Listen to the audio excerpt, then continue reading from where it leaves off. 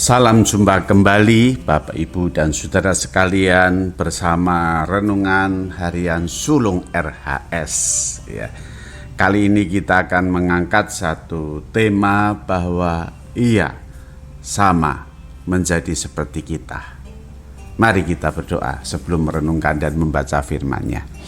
Tuhan, terima kasih kami akan merenungkan firman-Mu di harian sulung ini. Biarlah ya Tuhan, firman-Mu boleh menguatkan kami dan kami terus semakin mengenal siapakah Tuhan di dalam hidup kami.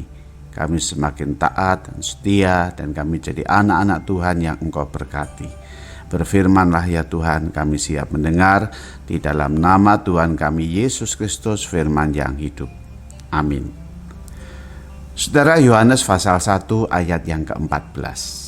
Ya, saya bacakan Yohanes pasal 1 ayat yang ke-14.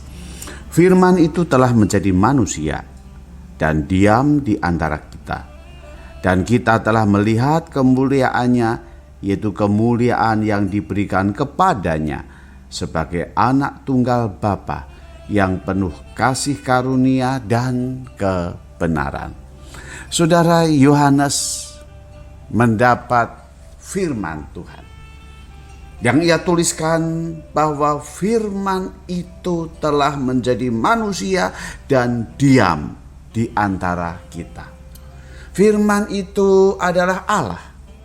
Allah itulah Allah yang sudah menjadi manusia dan diam bersama dengan kita. Oleh karena itu Natal itu luar biasa, saudara. Ketika Allah meninggalkan surga yang penuh dengan kemuliaan, turun ke dalam dunia bersama-sama dengan kita. Rela meninggalkan surga, masuk ke dalam dunia yang sama dengan saudara dan saya. Saudara, yang menarik, kenapa saudara? Karena Allah itu yang penuh dengan kemuliaan. Allah yang ada di tempat yang maha tinggi mau turun menjadi sama dengan kita, diam di antara kita menjadi manusia. Saudara, kalau saudara ditanya misalnya, apakah kamu mau menjadi sama seperti orang lain? Pasti kita akan pikir-pikir dulu kan ya.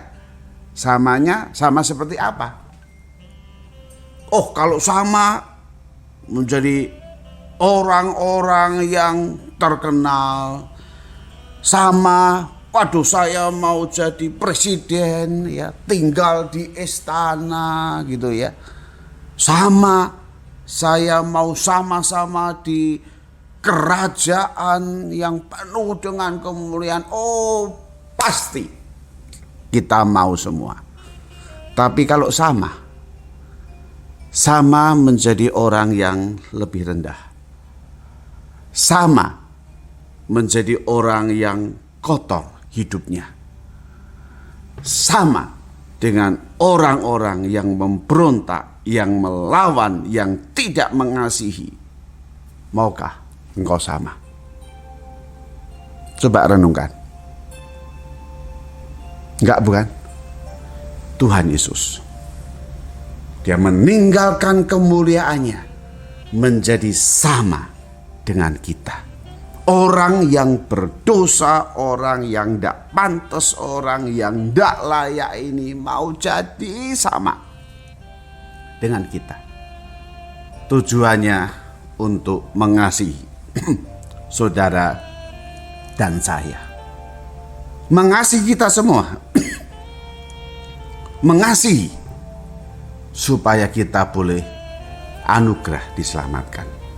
Salah satu cara bagaimana? Dia harus sama dengan kita. Oleh karena itu saudara, tidak perlu bingung, tidak perlu minder, tidak perlu takut. Jadilah kita orang apa adanya. Jadilah kita seperti ini.